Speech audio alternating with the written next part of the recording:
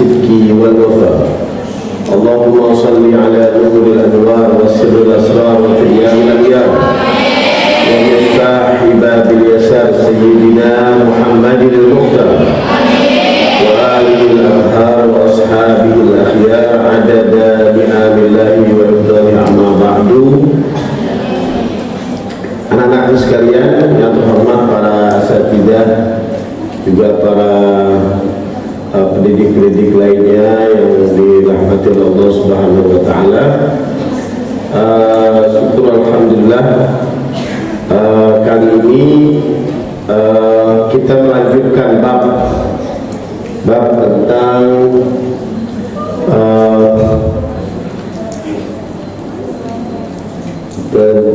ciri-ciri karakteristik yang disebut dengan ulul albab. Ulul albab ini seperti yang diketahui kemarin, kita bisa sampai kesimpulan bahwa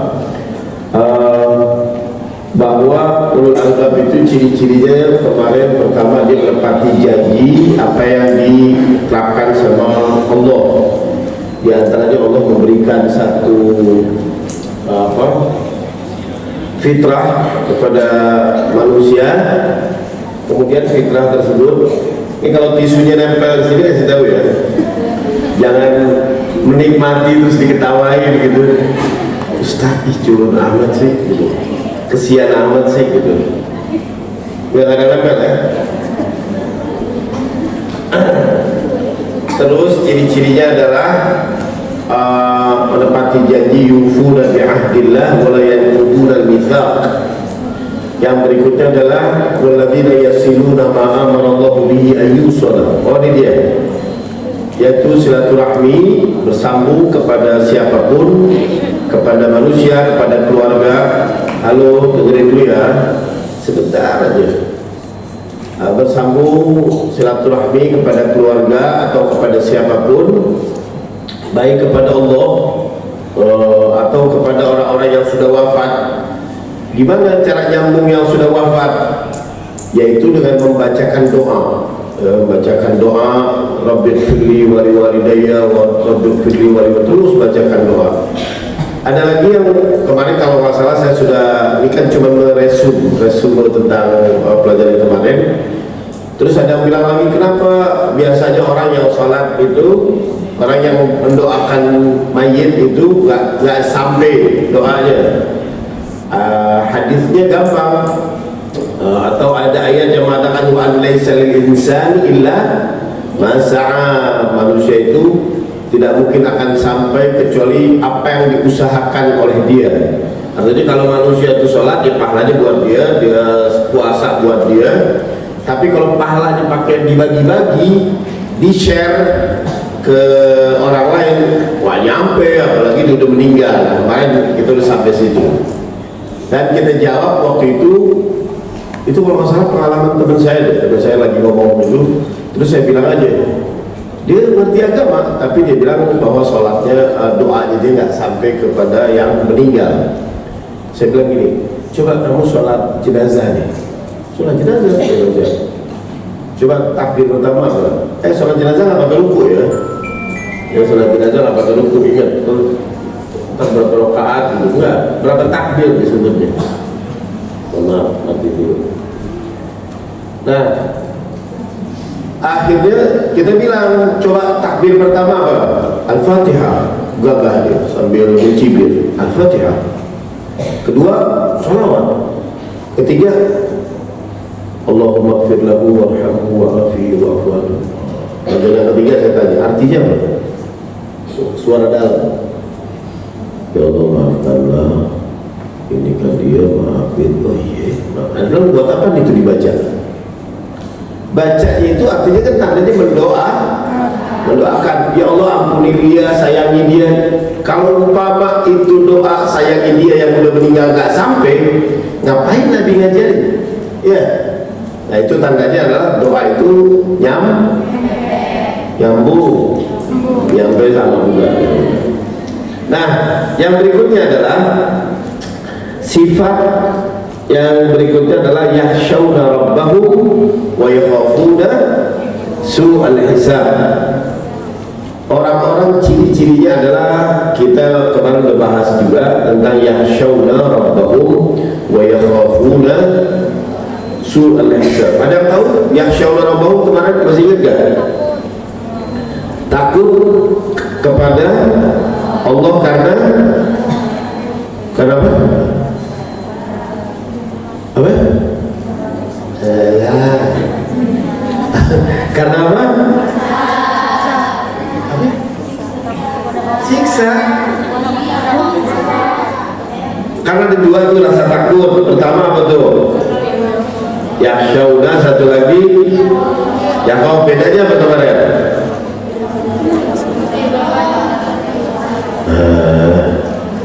Pertama yakhshawna, khosya yakhsha, dia takut karena orang itu betul di bawah nih gambarnya ada nenek-nenek itu lagi duduk, nenek-nenek hormat permisi ya. Ini jalan permisi begini hanya di Indonesia. Jalan menghormati cara permisi begini hanya di Indonesia. Kalau di luar negeri ada nggak begini? Ada. Orang-orang Arab itu kalau lagi saya sholat Jumat di Timur Tengah, itu anak-anaknya tuh yang laki-laki sholat Jumat mau duduk di depan, itu pala orang dipegang gitu satu-satu. Karena bagi kita pegang kepala kurang sopan nggak? Ya, kurang sopan. Tapi di sana pegang kepala nggak masalah. Dipegang kepalanya, gini, lompat sampai ke depan. Saya bilang, saya lihatin orang siapa ntar lo santet nih. Kesel ya. Dia lewat sampai depan, begitu aja biasa, lewatin kepala 1, 2, 3. Karena bagi dia pegang kepala nggak masalah. Atau bersendawa, gitu. Nah itu kalau di sini biasa. Kalian kalau punya teman tuh lagi makan sambil ngomong cerita muncrat nasinya. Terus udah nggak usah dijuk-dijuk teman. Terus sambil bersendawa bertahap. Itu rasa tahunya tercium lagi. Tahu toge, ikan lele itu. Nah di Indonesia, ayo perhatikan, di Indonesia yang dengerin itu biasa aja. Oh terus gitu. Karena bagi dia hal yang biasa. Tapi kalau di luar negeri, ya luar negeri Timur Tengah juga kayaknya hampir semua luar negeri nih. Memang Indonesia ini unik ya. Bagi mereka tuh itu bermasalah, berat itu dosa besar itu. Nah teman saya itu biasa baru datang dia ziarah mampir ke tempat saya kuliah dulu di Syria, makan sambil bersendawa. Itu orang-orang nengok semua. Dan dia biasa, kenapa sih pada liatin? Kan capek, mau nerangin dari awal lagi, kan capek sama teman yang gitu tuh capek. Kita jadiin aja, nah kita bilang sih nggak boleh gitu ya. Nah itu permisi begini itu di Indonesia yang ada. Saya pernah refleks, guru saya diterangin, saya keluar gak lama lagi, waktu saya masuk pelajaran dimulai, guru saya terangin. Ketika lagi mau masuk, waduh guru saya lewatin depan guru saya, terus saya begitu persis refleks, ingat di Indonesia itu guru saya ngeliatin dari awal ke akhir.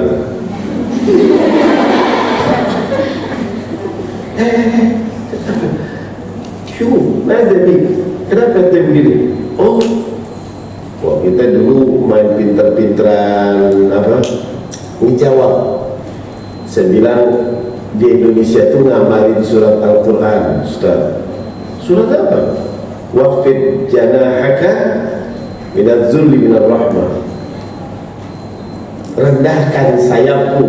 Kan di dalam Al-Quran ada tuh. Rendahkan sayapmu di depan orang yang kau hormati. Nah, orang Indonesia mengamalkan Al-Quran juga. Oh gitu ya. Padahal wallahu a'lam ya. Tapi ini ngarang-ngarang. Wafid janahaka minadzul. Kalau nggak salah gitu ya. Wafid janahaka minadzul di bilang rahmah. Janahaka dzul di bilang rahmah. Jadi menunduk begitu sebagai bentuk penghormatan. Nah, menghormati kita takut itu bukan takut, sungkan. Dalam bahasa Arab disebut yakhsha, khasya, yakhsha. Maka itu kalimatnya yakhshawna rabbahum. Dia takut kepada Allah. Takutnya dalam bentuk wibawa, bi'izzatillah. Ya, takutnya bukan karena takut mau dipukul, bukan karena takut ini, tapi betul-betul takut berdasarkan ilmu. Orang-orang yang ilmu, orang yang alim, orang yang alim. Bahasa Arabnya apa? Alimun. Dua. Kita jamak. Alimuna. Mana ada? Ulama. Makanya orang-orang ulama sama Allah tuh sifatnya ya khauf apa yakhsha? Hah? Ada nggak ayatnya? Innama yakhshallaha min ibadihil ulama'u. Sesungguhnya yang takut kepada Allah karena berdasarkan ilmu adalah hanya para ulama, orang-orang yang alim. Wa yakhafuna su'al hisab, dan begitu juga takut akan siksaan Allah. Takut di sini takut bukan karena pribadinya, tapi takut karena azab, takut karena kehilangan. Kalian pernah nggak takut kehilangan seseorang? Kencang pernah takut kehilangan seseorang. Dulu ada ulama nulis buku namanya Alfu Laila wa Laila, 1001 malam, cerita tentang Qais dan Laila, tentang Qais dan Laila. Begitu Qais mencintai Laila sampai kalau diajak ngomong nggak pernah nyambung, kecuali kalau kita ngomongin Laila baru dia nyambung. Ketutup akalnya. Begitu ketutup akalnya, akal kalau tertutup disebut apa? Majnun, akalnya tertutup. Ya. Kalau kalian masih di rahim ibu kalian disebut apa? Janin, karena tertutup. Ya. Satu tempat ditutup dengan kenikmatan, dengan kebun-kebun disebut jannah. Ya. Kalau makhluk yang tidak pernah kalian lihat disebut jin. Ya, itu bahasa Arab nyambung antara satu dengan yang lain. Kalau kalian perang, kemudian pakai perisai, pakai tameng, disebutnya apa? Junnah. Ya, junnah. Sama, orang yang akalnya tertutup disebut majnun. Karena si majnun ini Qais ini nggak pernah bisa diajak ngomong kecuali ngomongin Laila, baru nyambung. Dia ngomongin Laila. Disuruh gurunya untuk menulis pelajaran, dia nggak pernah tulis. Yang hanya ditulis adalah nama Laila. Waktu dia bikin perkemahan di kebun, di pegunungan, di daerah sana ada rumah Laila. Setiap ada angin berhembus, si Qais ini berdiri menyambut angin tersebut, menghirup dengan penuh bahagia, hanya karena angin itu datangnya dari desa Laila. Ya, jadi dari desa Laila. Setiap ada sungai, ada kembang itu, dia ambil kembang itu, dikumpulin karena dia merasa khawatir kembang itu Laila yang mengirimnya. Ya, itu dia diambilin. Setiap ada, dengerin dulu, ya Allah, ya Allah. Di atakku ini banyak miripnya nih. Setiap mendengar burung, di pohon tuh berkicau, didengerin sama dia. Dia khawatir jangan-jangan burung ini lagi bercerita tentang Laila di mana. Keren nggak? Itu iya, emang itu ceritaan namanya Alfu Laila wa Laila Qais. Ya. Siapa penulisnya? Apa seorang penulisnya orang-orang yang suka cerita percintaan? Bukan. Yang menulis adalah seorang ulama, An-Nizami. Tetapi ulama ini ingin menggambarkan bagaimana cintanya seorang hamba kepada Allah itu seperti apa. Jadi digambarkan pada saat itu lagi berlomba-lomba menulis cerpen-cerpen tentang percintaan, tapi ulama-ulama ini langsung bercerita tentang percintaan. Orang-orang lagi ingin menggambarkan, orang lagi jatuh cinta, ingin menggambarkan bagaimana kekuatan cinta manusia ini kepada Allah, atau Allah ini cinta kepada manusia. Itu lebih indah dari tulisan Shakespeare ketika menulis Romeo and Juliet. Itu lebih indah. Iya, Shakespeare itu kan penulis Romeo dan Juliet. Tapi sebelumnya itu ada namanya An-Nizami, menulis tentang Alfu Laila wa Laila. Akhirnya singkat cerita, karena melihat orang tuanya ini ngelihat begini repot, suatu saat ada acara open house setelah Lebaran, yang datang hanya perempuan. Ini si Majnun, si Qais ini karena udah lama nggak ketemu Laila, diberhentikan dari sekolah. Si Laila karena diberhentikan karena ketahuan dia suka sama Qais, dia pergi ke rumah. Ini sekedar cerita, jadi cerita dan sekarang. Akhirnya nggak lama lagi si Qais ini memakai pakaian perempuan. Ya, hanya untuk bisa hadir di tempat open house itu, karena perempuan semua. Ternyata si Laila ini udah rapi dandan semuanya. Suatu saat lagi kumpul semua, dilihatlah sama Qais, dari dia cari itu mana perempuan yang Laila ini dicari. Lama-lama ketahuan ketemu, nah ini dia nih. Dia dekat pelan-pelan. Laila pun merasa aneh, di depan ini kayak pernah kenal. Dia orang perempuan tapi kayak pernah lihat di mana gitu. Dilihatin, nah mereka ini sama-sama melihat. Ketika sama-sama melihat, dilihat begini, lama-lama kerudungnya dibuka sama Qais. Qais buka sendiri kerudungnya. Pas dilihat, wah ternyata Qais. Kedua, nah itu waktu lagi berdua ketahuan kalau ini Qais yang satu Laila, itu nggak ada suara kedua, sama-sama diam, nggak ada angin, nggak angin pun nggak kedengeran, nggak semuanya, cuman ada suara degup jantung di antara keduanya. Dia katanya gitu. Ini ceritanya begitu. Jadi dua-duanya ini orang atau ternyata gitu. Nah akhirnya kalau lagi diumrohkan si Qais ini, orang ayahnya umroh, udah kayaknya udah gak wajar nih, sakit nih orang. Iya bener, disuruh umroh. Dilihat di umroh, Qais paling depan Ka'bah itu berdoa. Qais kata abahnya, alhamdulillah anaknya nih udah mulai sadar. Dia doa di depan Ka'bah tuh nangis Qais. Lama-lama abahnya dengerin, abahnya pura-pura dengerin sekali apa yang Qais doain, insya Allah dilupakan, apa dia betul-betul mendekati Allah dan bisa melupakan Laila.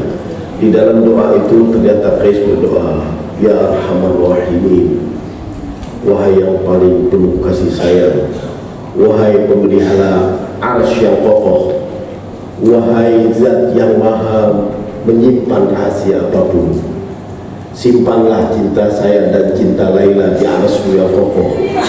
Karena suatu saat ketika saya dan Laila mati, cinta itu akan tetap kau jaga di sana. Akhirnya dia, nah itu doanya, kata abah aja gitu. Ini orang bukannya sehat malah tambah sakit. Karena Nah, akhirnya lama-lama begitulah. Cinta di situ disebut takut, cinta kehilangan disebut wa yakhaf, khauf ya khauf. Itu cinta dia takut karena seperti itu. Nah, oleh karena itu tadi menghormati seseorang dengan cara takut kepada seseorang itu, kalau takut kehilangan, takut ini, nah itu namanya disebut ya khauf. Makanya disebut al-khasyah hiya al-khawfu ma'al ihtiram bil ilmi wal yaqin. Takut dengan penuh penghormatan tapi dengan berdasarkan ilmu dan keyakinan. Amal khauf, adapun khauf infi'alun fin nafsi, dia merupakan satu tindakan dalam jiwa dia, yahdutsu li tawaqqu'i ma yaruddu minal makruh aw yafutu minal mahbub. Nah, sama, sesuatu yang terjadi dalam diri dia, reaksi dia jangan sampai dia tidak suka seseorang itu yafut, hilang, atau minal mahbub, terhilang dari kekasihnya.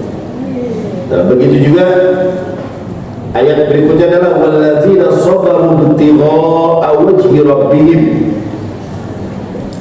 Sifat kelima, dan orang-orang yang sabar ibtigha'a wajhi rabbihim, betul-betul karena Allah, karena Allah. Nah, ini siapa nih? Tahu nggak? Itu ada namanya.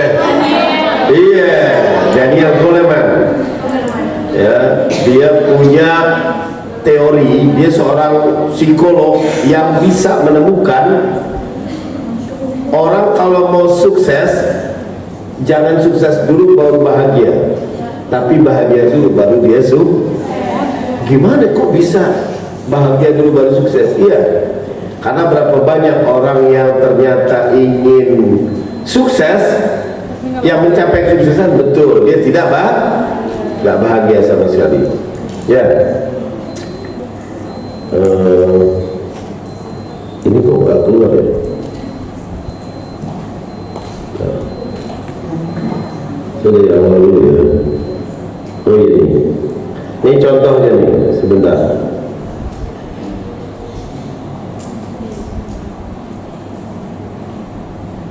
Oh, ini tadi keluar.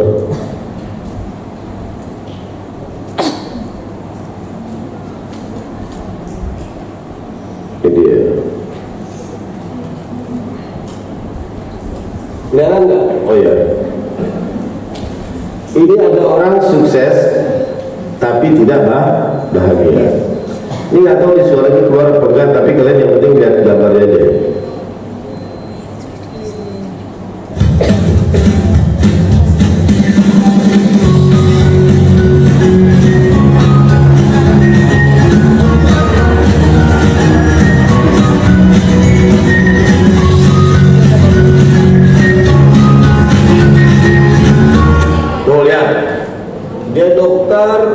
Kaya, orang kaya, tapi apakah kekayaan itu bisa membuat dia bahagia? Enggak.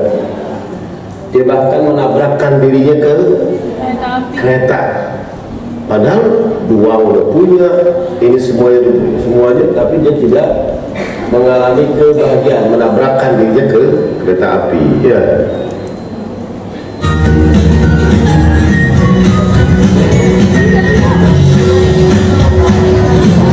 Kalian pikir mungkin ketenaran bisa bahagia? Kalian mau jadi YouTuber, mau jadi apa, mau jadi apa tuh? Oh, cita-cita punya ini, punya ini. Ya, ketenaran itu tadi kaya, matinya mengenaskan, nggak bahagia. Kemudian orang yang membuat ketenaran, pengen kali setiap ada kita lewat digila-gilain orang, gila lu, gila. Bukan, nggak, pokoknya setiap lewat gitu. Apakah itu bisa kita lihat? Benar nggak? Siapa ini? Jeko, Michael Jackson.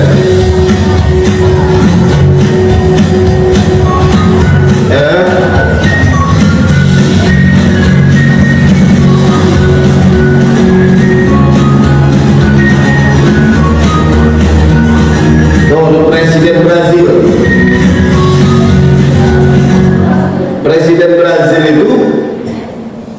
kekuasaan. Tadi Michael Jackson pengen tenar dulu namanya Jackson 5. Keluarga itu dia 5, kebetulan yang timbul bakatnya adalah Michael Jackson. Dia pertama kali menyanyikan lagu apa tuh, masih kecil betul. One Day in Your Life, lupa. Nah terus gak lama lagi dia udah tenar ternyata setiap pergi ternyata nggak bebas. Orang pada kerbutin dia, orang pada ini, bukan cuma lalang, tapi orang pada kerbutin dia, pada ini segala macam. Dan dia menderita betul, perlu dikawal. Terus ada yang bilang ingin kekuasaan. Betulkah kekuasaan itu membuat menjadi kebahagiaan? Enggak. Jadi ternyata seperti presiden dari Brazil itu, dia betul-betulan di kantornya dia menembak jantung. Pusing dengan urusannya sendiri. Salah sendiri, tadinya dia mau jadi itu. Wah ini kalian perlu tahu, dulu ada nama di bintang film. Ini nggak usah lihat gambarnya ya. Oh langsung makin penasaran. Siapa? Ada yang tahu? Bukan gila. Yang terkenal di sini. Zaman dulu ada namanya Marilyn Monroe. Oh, yang disebut baru Dulu ada bintang film tanpa operasi plastik, tapi mukanya tuh masih cantik. Siapa? Sophia Loren. Dia pertama kali iklan bintang sabun Lux. Itu pertama kali. Dia mukanya tetap cantik tanpa diopras. Oplas ya. Tandanya jarang operasi. Nah, kayak siapa lagi? Dulu di zaman Nabi ada orang-orang tertentu yang didoakan selalu cantik dan awet muda. Tuh kalau kalian hidup waktu itu zaman Nabi, Nabinya nggak mau. Jadi kalian mau, tapi Nabi nggak mau. Itu sama Nabi selalu dipegang kepalanya, kayak hujur al-hamaaf itu dipegang kepalanya. Allahumma adim syababahu wa adim jamalah. Ya Allah, semoga kau awetkan ketampanannya dan kau awetkan usianya.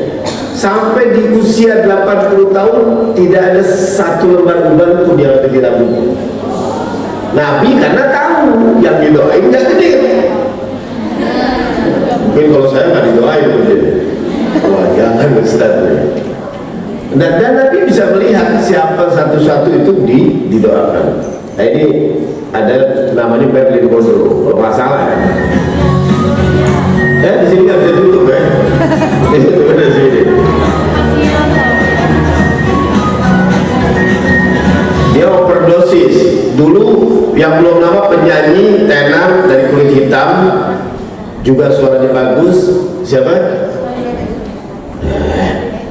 Suaranya bagus, perempuan. Suaranya bagus. Dia MC. Whitney Houston nyanyi membawakan lagu itu Bodyguard yang tentang film Bodyguard. Masih banyak ya. Jika kesehatan kalian cita-cita jadi dokter kali bahagia luar biasa. Ya, ini jadi dokter ya.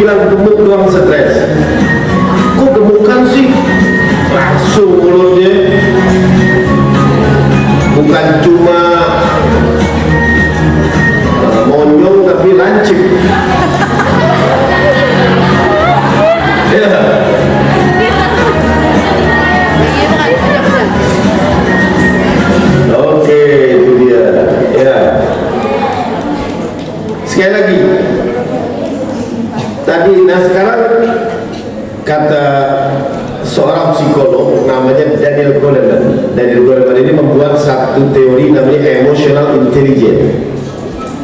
Ternyata kata Daniel Goleman ini ada yang sering diabaikan oleh para psikolog. Beda ya psikolog sama psikiater, beda gak?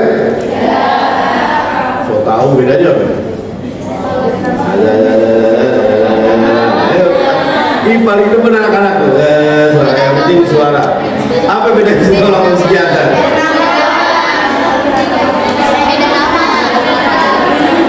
Kalau psikiater itu buat orang yang gila, sakit jiwa. Sakit jiwanya sering ditangani penyakit apa? Skizofrenia. Tahu penyakit skizofrenia apa? Betul. Kalau tantrum itu nggak harus psikiater, itu ortopedagog. Ada gurunya lagi, ada ortopedagog. Kalau psikolog itu cuma permasalahan, Bapak bisa jadi teman kalian tuh enaknya curhatnya sama kalian, nggak masalah. Itu suatu kehormatan kalian ketika dimintai untuk mendengarkan sebuah problem. Saya itu sering kalau pengajian tuh ada jamaah pengajian mau ngomong sama saya dengerin, tapi saya nggak ngasih pendapat. Kenapa? Karena saya khawatir pendapat saya ini menjerumuskan dia, karena saya nggak punya instrumen psikologi. Saya dengerin aja. Oh luar biasa, iya. Iya. Walaupun ngantuk ditahan, didengerin, ditahan. Oh luar biasa. Apa melintir. Ya. Nah itu kalian kalau sudah dipercaya ada orang curhat, suatu kehormatan. Udah gitu kalau dapat suatu kehormatan begitu jangan dibocorin. Allah, diam aja nih, cuma doang. Nanti Allah ngomong gitu juga. Dengerin nih, cuma doang. Terjambung sampai semuanya tuh sepesantren. Kayaknya dia doang, mereka tuh semuanya sepesantren. Itu nggak boleh ya, jadi ada nah kata Daniel Goleman, manusia itu sebenarnya ada satu yang berperan penting dalam diri dia, yaitu emosional. Emosi ini sebenarnya bisa menentukan bahagia dan tidaknya seseorang. Nah, para psikolog itu sering lupa bahwasanya sifat emosi itu harus bisa ditangani. Namanya disebut dengan kecerdasan emosi. Kemarin saya ngisi pengajian itu nggak usah disebut lah, judulnya itu tadi, sabar merupakan kunci emosional, kecerdasan emosi. Nah itu diterangin ya, kalau kata Daniel Goleman itu pakai buku Daniel Goleman aja tentang emotional intelligence atau emotional quotient, bagaimana orang-orang bisa diselesaikan masalah. Nah sabar, kesimpulannya sebenarnya orang psikolog cuma mau bilang apa? Kecerdasan emosi itu cuma satu. Kalau tadi kan bahasanya kelihatannya agak sulit. Satu, sabar. Sabar itu istiqomah, menjaina bentuk telaten. Bahkan dia dapat pujian dari Allah. Ya, orang-orang diberikan ulaika alaihim salawatun min rabbihim wa rahmah wa ulaika humul muhtadun. Tiga, pertama diberikan hidayah, diberikan diberikan sholawat. Orang-orang yang sabar itu, dan yang satu diberikan kasih sayang. Orang kalau sabar itu akan telaten. Orang yang sukses itu adalah ketika orang menjalankan dengan sesuatu dengan penuh kesabaran. Di Amerika Serikat itu kebanyakan orang-orang yang IQ-nya 125 itu kerjanya dengan yang IQ-nya cuma 100. Itu menandakan apa? Menandakan bahwa kesuksesan itu tidak ditentukan dari kecerdasan intelektual, tapi kecerdasan itu ditentukan dari keberhasilan itu ditentukan oleh kecerdasan emosional. Apa kecerdasan emosional tadi? Sabar. Ketika para psikolog ngomong begini panjang, ternyata Nabi udah ngomong apa? Man sabara, barang siapa yang sabar, sukses. Sukses, zafar. Al-istiqamah fi jami'il masyakil. Dia istiqamah terhadap semua problem. Li'annahu ya'lam anna ayya musibatin laha hikmatun wa dalilun. Karena dia tahu bahwa setiap permasalahan itu selalu ada hikmah. Ada hikmah yang tersembunyi itu, ada hikmah dalilun wala yasqutir rabb. Dia tidak protes kepada Allah Subhanahu wa taala. Itu yang berikutnya, walladzina sabaru ibtigha'a wajhi rabbih. Sifat ke-6. Apa ini dia nih? Wa aqamus shalah. Manusia mendirikan salat. Makanya orang menahan, orang kalau lagi gelisah, Al-Quran mengatakan tuh wasta'inu bis-sabri was-salah. Makanya tadi walladzina sabaru ibtigha'a wajhi rabbihim. Pasangannya apa? Wa aqamus. Jadi sabar dan sholat. Nggak cuma sabar tapi juga dengan sholat. Sholat karena itu sholat bisa bersilaturahmi dengan Allah. Kita menyambungkan diri kita itu kepada Allah Subhanahu wa taala, baik secara pagi hari ataupun siang hari. Wa tafakkaru bi 'azamatil khaliq wa yad'u. Ya, kita berpikir bagaimana tentang keagungan Allah dan bagaimana kita berdoa. Wa yutahhir nafsahu. Kemudian kita mensucikan diri kita minadz dzunub wa yartabit bil haqqil mutlaq. Karena kita itu bisa mengikat diri kita ada hubungan dengan Allah Subhanahu wa taala yang mutlak. Kemudian sifat ke-7, saya persingkat aja cepat ya. Oh ya, insyaallah pertemuan berikutnya kita buka satu kitab khusus saja. Namanya kitab An-Nasaih.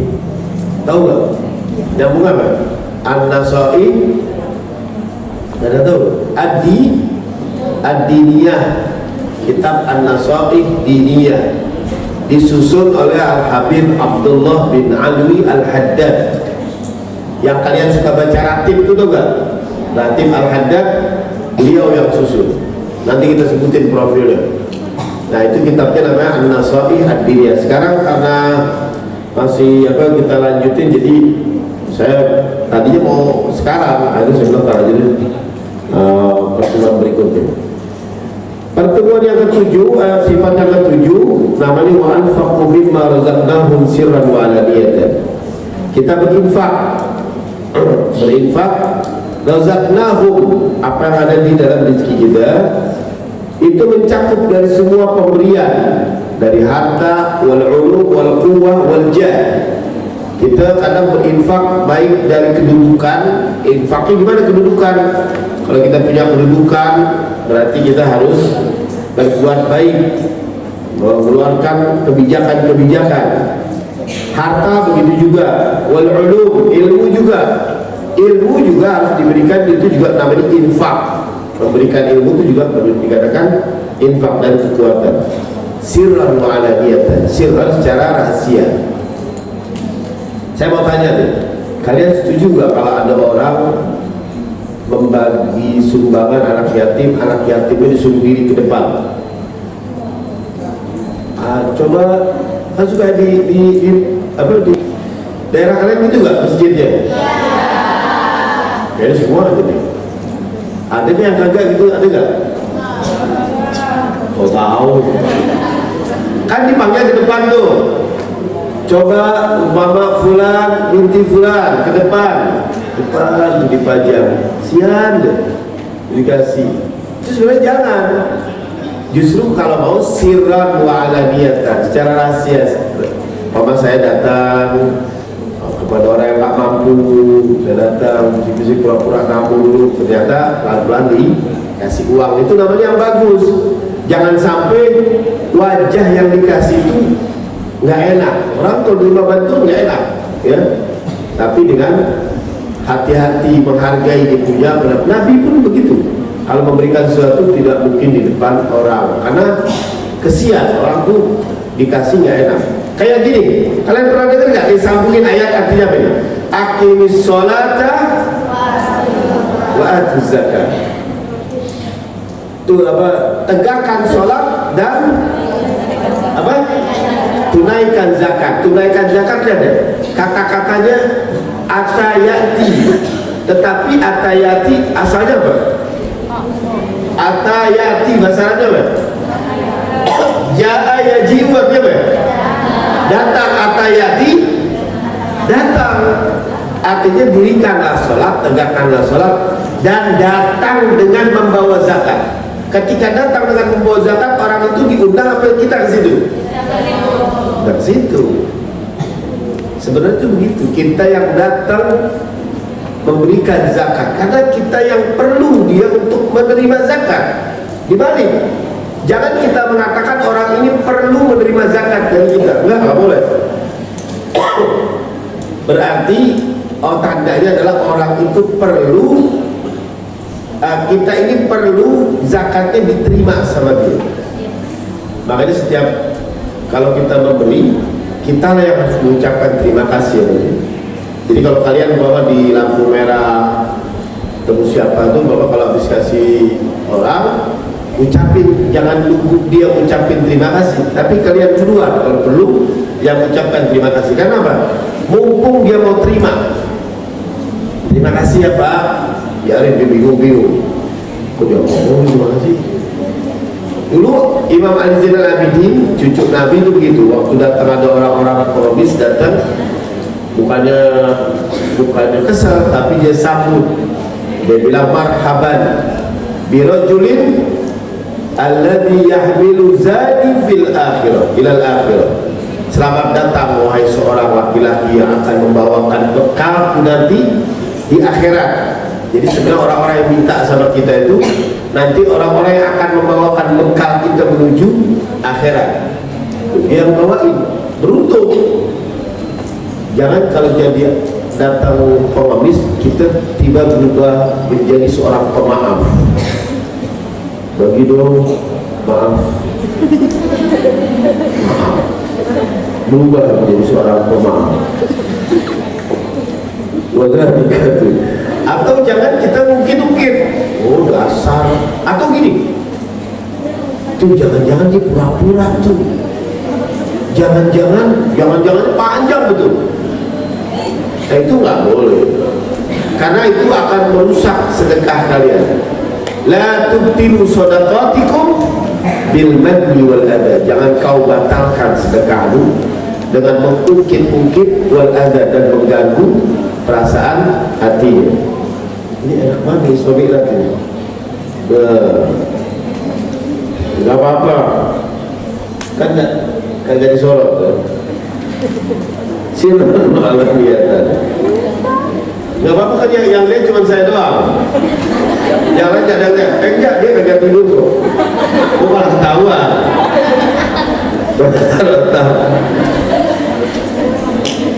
Saya kalau sore-sore begini, untung saya dikasih ngomong. Kalau saya disuruh diam aja, pasti saya ngantuk. Saya pasti ngantuk. Kan nggak mungkin lagi ngomong ngantuk.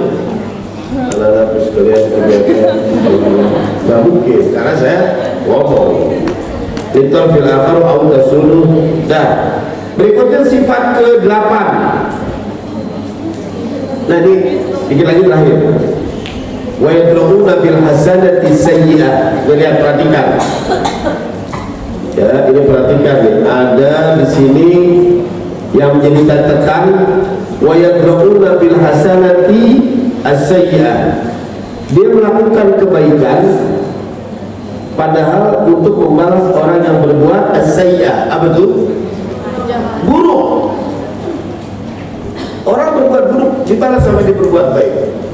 Dulu Zulkifli Al-Misri, orangnya doanya sering dikabulkan. Kalau saya pernah cerita ya, cerita tapi nggak apa-apa lah, saya cerita lagi. Itu sering dikabulkan doanya. Waktu lagi ada orang anak-anak muda tuh main gitar, zaman dulu main gitar, pokoknya nyanyi lah. Apa ngata-ngatain dia, muridnya bilang, wahai Syekh Zunnun, doain aja tuh biar dia celaka sekalian, karena dulu nyaci maki kita. Gak tahu Zunnun berdoa apa, dia bilang doanya, ya Allah, sebagaimana kau memberikan dia kebahagiaan di dunia, maka berikanlah kebahagiaan juga nanti di akhirat. Muridnya mau amin, bingung. Jadi begini doanya. Ternyata kata Zunnun, ditanya, kenapa kau bisa mendoakan itu wahai Syekhna, wahai guruku? Kata Zunnun Al-Misri, alasannya apa? Kalau kita mendoakan dia celaka, itu keuntungannya cuma satu, kepuasan hati kita aja, selesai. Tapi kalau kita doakan dia baik, itu akan berbuat dampak kepada pengikutnya, tetangganya, temannya, dan buat orang banyak. Betul nggak? Kan menang banyak tuh kalau begitu. Cuma kalau kita doain biar dia celaka, dia habis hancur, selesai.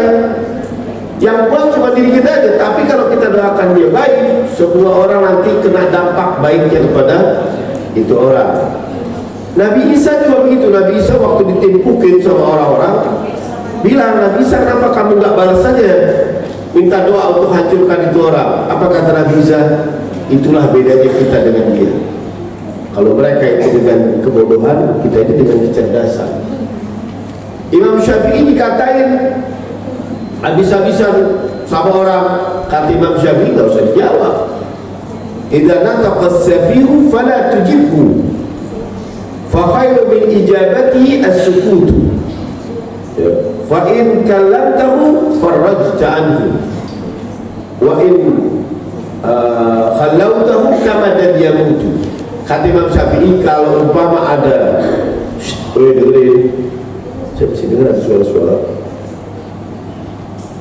Apabila ada orang katanya bodoh, safih itu kalau dalam fikih itu bodoh, berbicara, fala tujibhu, nggak usah dijawab.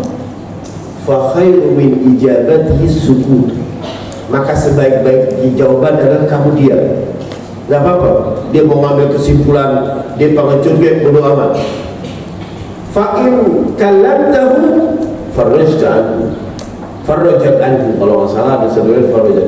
Kalau kamu ajak ngomong jujur, nanti akan kegeeran.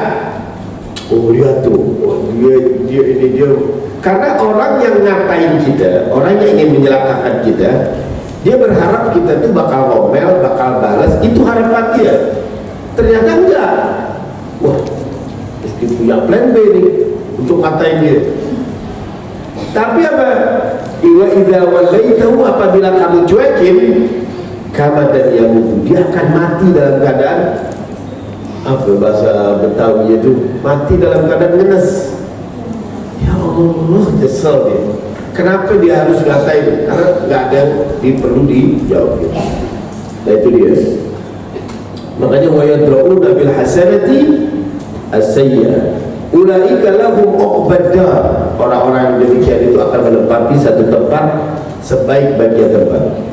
Yas'una min khilali ihsanihim, orang-orang yang begini adalah dia berusaha untuk di tengah-tengah perbuatan dia lil musiin, untuk orang-orang yang berbuat buruk sama dia.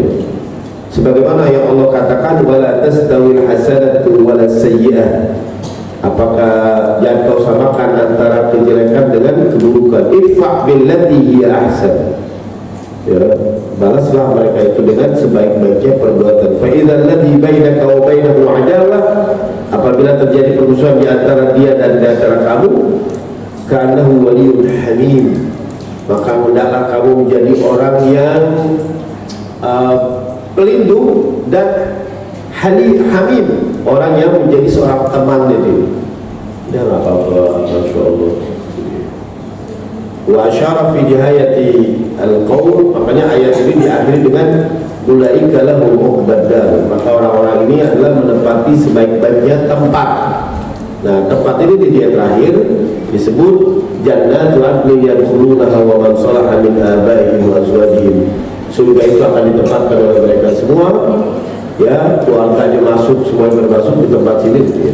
Nah, sabar, ya, seperti iman dan kepala dan jasad. Sabar itu sama iman persis seperti kepala dan jasad. Orang kalau telinganya hilang, mati gak? Kalau matanya nggak ada, mati gak? Kalau tangannya nggak ada, mati gak? Kalau palanya nggak ada, mana ada orang kalau kasih telinganya hilang, mungkin masih bisa hidup. Tapi kalau kepala hilang masih hidup, nggak ada mau pesantren kalian. Ya, la khaira fi jasadin wala ra'sa ma'hu. Tidak ada kepala, nggak ada itu, tak mungkin. Wala fi imanin wala sabra ma'hu. Makanya kata Nabi, aku heran kepada orang mukmin, ya, setiap permasalahannya dianggap menjadi baik, dan tidak ada yang lebih hebat lagi kecuali orang mukmin. Kalau ditimpa musibah, dia akan bersyukur, dan itu baik. Dan apabila ditimpa bencana, maka dia juga akan sabar, dan itu adalah merupakan kebaikan juga. Ini terakhir ada contoh tuh. Itu gambar apa tuh? Hah? Kalau mana bisa ikannya di laut. Jadi ceritanya, sabar itu butuh ilmu. Sabar butuh. Ada gak sabar gak butuh ilmu? Gak mungkin. MBR bulanan. MBR apa ya? Masjid. Oh iya, Baitul Rahim. Nah, jadi ceritanya begini. Orang kalau nggak pakai ilmu, hidup itu bakal pegap-pegap, gelisah dulu. Wow, apa sih pasti. Tapi kalau berdasarkan ilmu, dia akan menikmati. Ini contoh. Ceritanya dulu ada orang lagi jalan ke laut. Dia pakai, kan mahal tuh, sewa apa tuh? Sewa pelampung ya. Ada, pokoknya saya kurang tahu nama-nama itu. Pokoknya ada yang oksigennya, segala macam. Pakai kacamata yang renang tuh, yang besar tuh, terus segala macam. Terus pakai sepatu katak begitu, kan mahal tuh. Dia pakai baju terus sampai ke dalam, dia lihat indah pemandangan dan ikan warna-warni, dia nikmati. Luar biasa ini. Lagi menikmati, tiba-tiba di sono kejauhan ada orang lagi giniin tangan. Pakai kaos doang, nggak pakai alat segala macam, dia lagi begini. Hebat juga ada orang. Udah dia makin dalam lagi, makin dingin, makin biru, ikan makin indah, makin luar biasa pun, keren nih, segala macam. Makin udah agak gelap dijalain sama dia. Pas lagi menikmati karang-karang indah, terus ada kapal lagi karam di situ lagi ikan-ikan semuanya. Dilihat ada lagi yang pakai itu, yang pakai celana pendek tuh, sama kaos biru. Lagi gini, lagi gini-gini lagi. Wah, oh dia ada lagi. Wah, dari mana ini? Gini-gini namanya. Oh, ya. Dia ke dalam lagi, pas ke dalam lagi ya pakai ini makin dalam, kayaknya agak bahaya, dijalain lebih terang lagi. Pas lagi lihat pemandangan, pas lagi lihat ini tuh depan dia mukanya, dia lagi pakai tadi tuh depan dia pakai kaos itu. Wih, wah, kata dia dalam hati yang lagi sewa nih, saya rugi, udah sewa jutaan, dia nggak pakai apa-apa. Sakti orang. Pengen tanya dia deh, ditarik udah set sampai ini mau nanya, mau interogasi cara gimana. Sampai di tempat kapalnya dia lagi ngos-ngosan. Untung kamu selamatin saya. Ternyata dia orang kelelep. Paham nggak? Ini orang kelelep, bukannya lagi menikmati. Tadinya mau ngiri jadi kagak jadi nggak? Nggak jadi. Untung kamu selamatin saya. Kamu berapa? Saya kelelep. Kenapa? Kamu jadi nggak menikmati enggak? Saya lagi pegap-pegap mau mati. Untuk saya merangkap pelan-pelan ke mukamu. Nah begitu juga di alam semesta ini. Kalian sebenarnya beberapa banyak keindahan. Nikmati hidup. Hanya orang yang nggak punya alat, ilmu alat tuh kayak tadi itu ilmu alat diibarati ilmu tauhid, ilmu akhlak, ilmu tasawuf, ilmu tafsir. Seperti kalian itu beruntung nggak ada alat-alatnya semua. Itu menghadapi hidup megap-megap. Dia nggak bersyukur, ngeluh lagi, ini lagi apa nih? Jadi ikan yang tadinya indah, karang-karang yang indah, jadi nggak indah depan dia. Orang megap-megap gimana mau ngerasain pemandangan indah? Nah kalau yang tadi kan beda. Menikmati semuanya adalah satu keindahan. Nah itu ya. Nah maksud sekalian kita tutup sekarang. Nah ini ada satu ini lagi. Kok gini sih?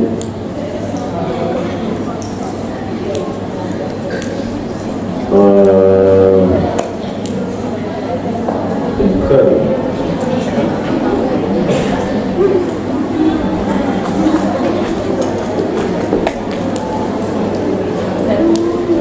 Nah ini dilihat, ini nasihat dari orang yang lagi menasihati. Ini kalian kalau punya problem, ini kalian dengarkan. Jadi kalian punya permasalahan bagus. Kalau kalian, ya lihat. Nggak apa-apa pakaiannya begini, nggak apa-apa, penting kalimatnya ya. Ya dengerin kalimatnya.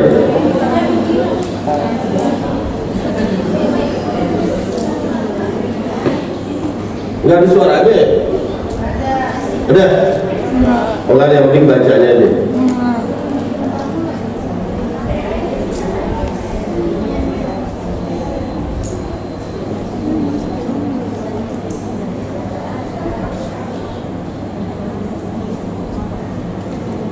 Jadi kalau minta, ini kok ada suaranya? Halo? Oh ini ada suaranya ya? Yang ini nggak ada nih.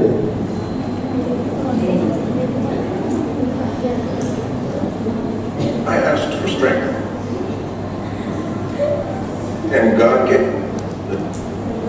I asked for strength, and God gave me difficulties to make me strong. Paham gak? Nah, jadi dia minta kekuatan, ternyata Allah nggak memberikan kekuatan, tapi diberikan kesulitan. Karena supaya kita kuat. Jadi Allah nggak langsung ngasih simsalabim jadi kuat. Ini superhero. I asked for wisdom, and God gave me problems to solve. Saya minta suatu kebijakan, ternyata Allah berikan satu masalah agar saya bisa mampu menghadapi masalah itu. I asked for courage, and God gave me dangers to overcome. Ya, saya minta keberanian, tapi Allah memberikan satu bahaya agar saya mampu mengalahkannya. Ya. I asked for love, and God gave me troubled people to.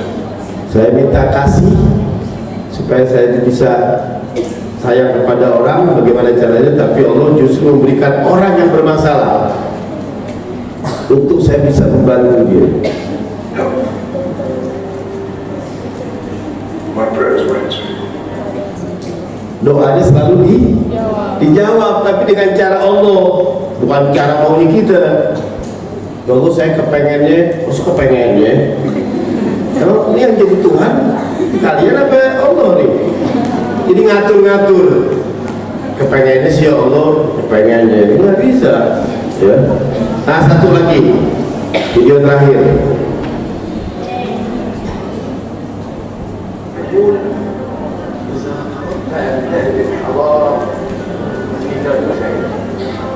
Jadi kalau ingin menghancurkan Islam ada 3 cara. Pertama, kalian tahu?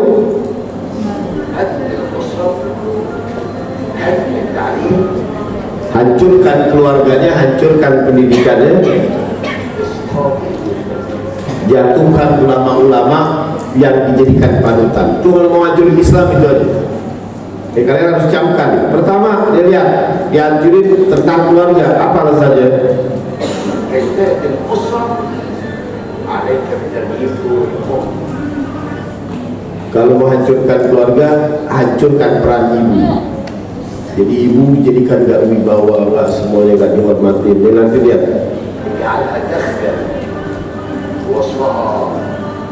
Jadikan dia tuh malu sebagai ibu rumah tangga. Ada kan orang begini, ya kerjaan saya hanya ibu rumah tangga. Bukan hanya, itu pekerjaan berat itu. Pekerjaan bagus, pekerjaan mulia. Jangan minder, itu malah pekerjaan bagus. Pekerjaan yang luar biasa, yang mana Allah muji. Jadi kan orang suka minder, nggak kerja ini nggak kerja itu, itu bagus.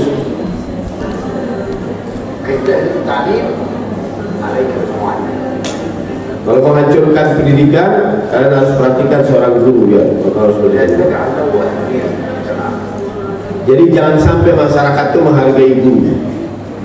Diusahakan jangan sampai menghargai, nanti pendidikan bakal hancur. Remehkan pendidikan mereka agar muridnya nggak menghargai. Jadi kalau udah murid nggak menghargai, siapa lagi yang mau didengar? Selesai. Nah itu makin lama makin hancur. Kelihatannya sederhana.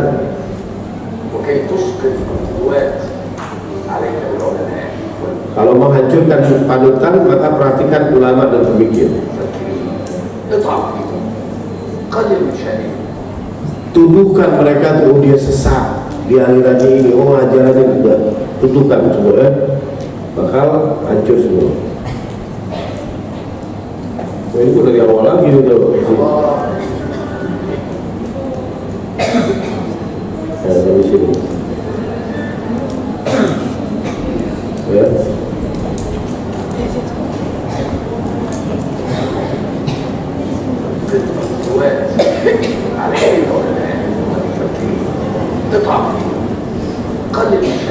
Remehkan mereka